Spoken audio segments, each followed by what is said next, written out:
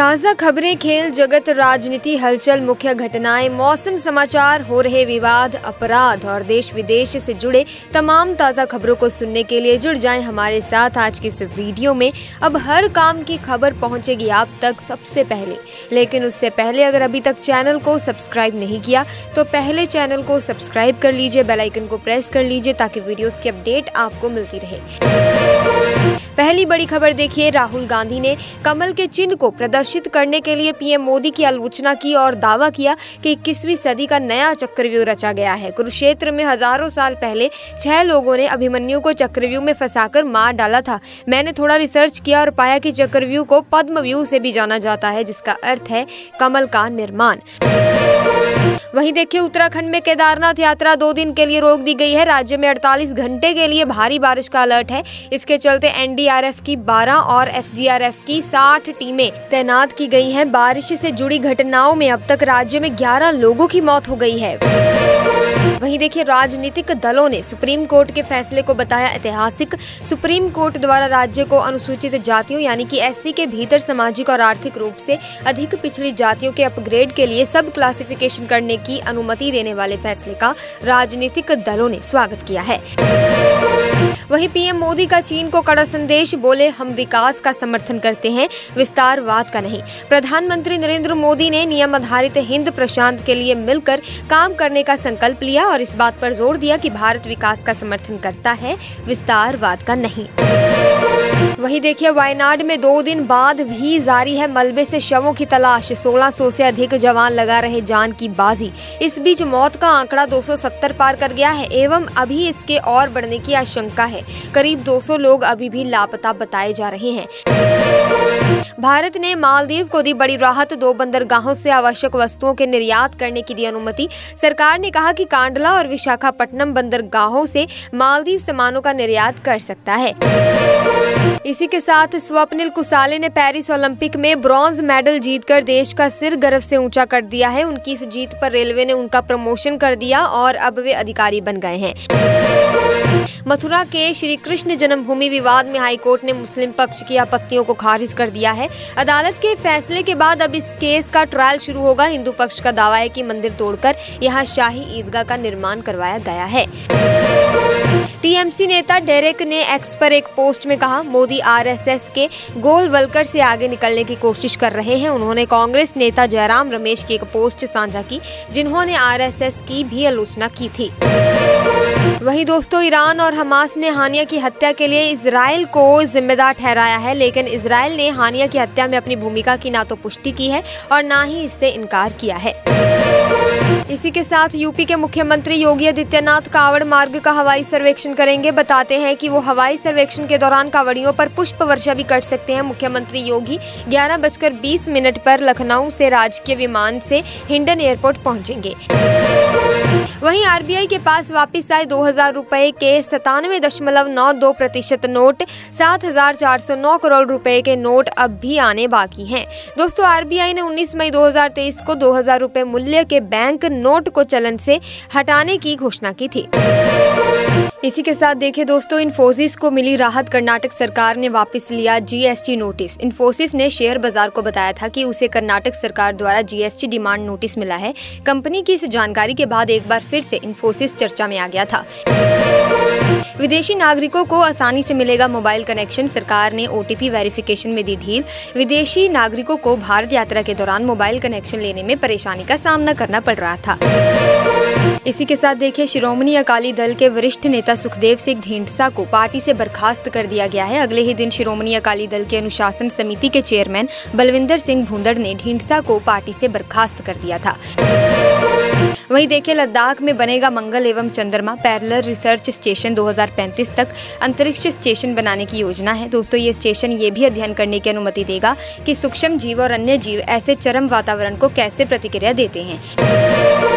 वहीं देखिए, NEET paper leak मामले में सुप्रीम कोर्ट विस्तृत फैसला सुना रहा है। सीजीआई ने कहा कि कमेटी एक मजबूत शिकायत निवारण तंत्र की सिफारिश करेगी। कमेटी 30 सितंबर 2024 तक एक रिपोर्ट तैयार करेगी। वहीं देखिए जयपुर के बगरू क्षेत्र में सुबह एक दर्दनाक घटना में बालक की मौत हो गई। सुबह करीब 9 बजे छिपा मोहल्ले में सड़कों पर भरे पानी में खेलते समय 15 साल का एक लड़का बह गया और वो पास के नाले में गिर गया, जिसकी वजह से उसकी मौत हो गई। यूपी में मेडिकल सीट छोड़ने पर जुर्माने का नियम अब खत्म, उप मुख्यमंत्री ने विधान परिषद में दी जानकारी। उप मुख्यमंत्री ने कहा कि अगर किसी भी चिकित्सा संस्थान में अगर डॉक्टरों का उत्पीड़न हो रहा है तो इसकी जांच कराई जाएगी।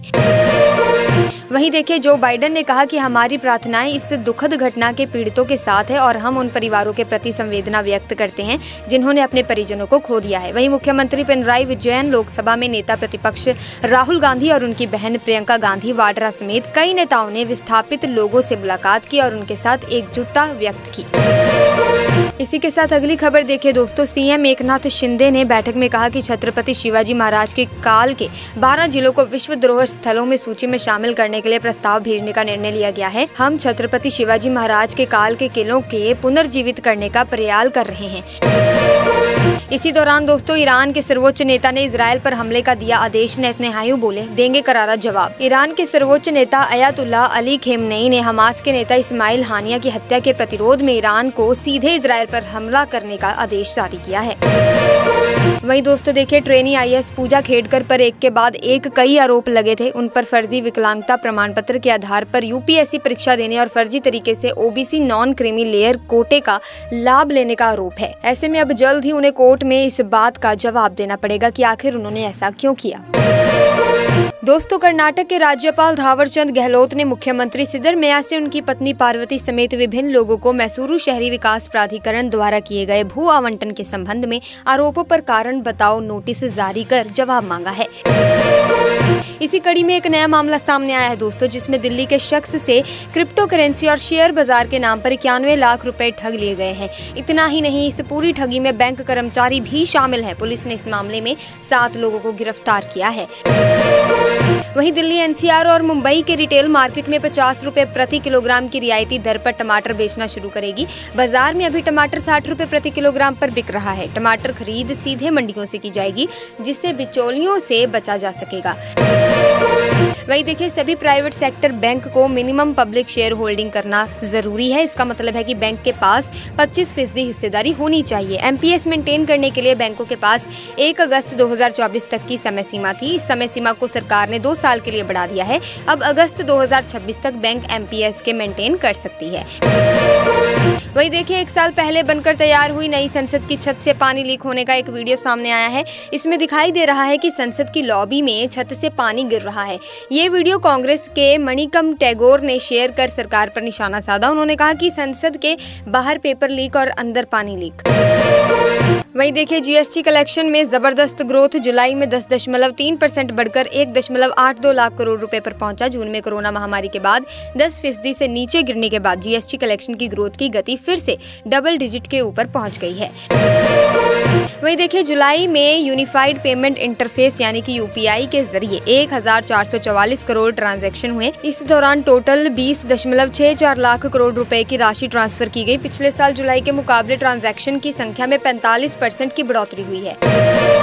इसी के साथ देखा जाए तो हमारे देश का दूध उत्पादन पहले नंबर पर है। भारत वैश्विक दूध उत्पादन में 25% का व्यापक योगदान देता है। पिछले 9 वर्षों से दूध उत्पादन लगभग 6% की वार्षिक वृद्धि दर से बढ़ रहा है। प्रति व्यक्ति दूध की उपलब्धता 479 ग्राम प्रतिदिन है और ये घरेलू मांग को पूरा करने में आत्मनिर्भर है। वही अगली खबर देखें दोस्तों, जुलाई में मैन्युफैक्चरिंग सेक्टर ग्रोथ को लेकर पीएमआई डेटा जारी हो गया है। जहां जून में मैन्युफैक्चरिंग सेक्टर ग्रोथ 58.3 थी, वो जुलाई में 58.1 हो गई है। यानी कि नए ऑर्डर और आउटपुट में नरम वृद्धि के कारण जुलाई में भारत के मैन्युफैक्चरिंग सेक्टर ग्रोथ थोड़ी कम हुई। वही देखिए केंद्र सरकार ने घरेलू स्तर उत्पादित कच्चे तेल पर अप्रत्याशित लाभ कर यानी कि विंडफॉल टैक्स को 34.2% घटाकर 4600 प्रति टन कर दिया है। इससे पहले अप्रत्याशित लाभ कर 7000 प्रति टन था। इसी के साथ वायनाड में भूस्खलन के कारण मरने वालों का आंकड़ा बढ़कर 276 पर पहुंच चुका है। है। अभी करीब 250 लोग लापता बताए जा रहे हैं। हालांकि आधिकारिक तौर पर 177 लोगों के मरने की ही पुष्टि हुई है।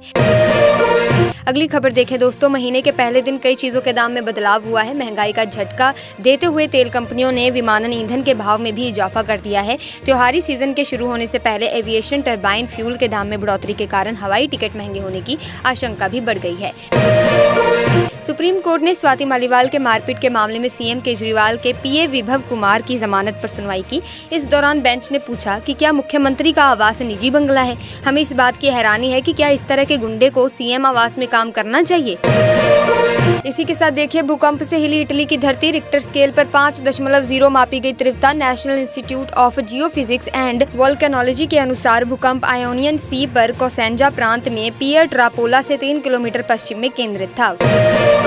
वहीं देखिए अगली खबर, ओल्ड राजेंद्र नगर के कोचिंग सेंटर हादसे में जिन छात्रों की जान गई उनके नाम पर 4 पुस्तकालय बनाए जाएंगे। इस बारे में दिल्ली की मेयर शैली ओब्रॉय ने बताया कि उन्होंने राजेंद्र नगर, मुखर्जी नगर, पटेल नगर और बेरसराय में लाइब्रेरी बनाने का आदेश अधिकारियों को दिया है। इसी के साथ बाइडेन के मंत्री ने भारत को कहा महान शक्ति। अमेरिकी उप विदेश मंत्री कर्ट कैम्पेबल ने कहा कि दुनिया में बहुत कम ऐसे देश हैं जिन्होंने ग्लोबल साउथ जैसी अपील की है। वैश्विक दक्षिण की भारत की क्षमता बेजोड़ है। हम भी अफ्रीका के साथ काम करना चाहते हैं। इसी के साथ खबरों का सिलसिला यहीं पर समाप्त करते हैं। वीडियो इन्फॉर्मेटिव लगी तो लाइक करें, शेयर करें, चैनल को सब्सक्राइब करें। Thanks for watching.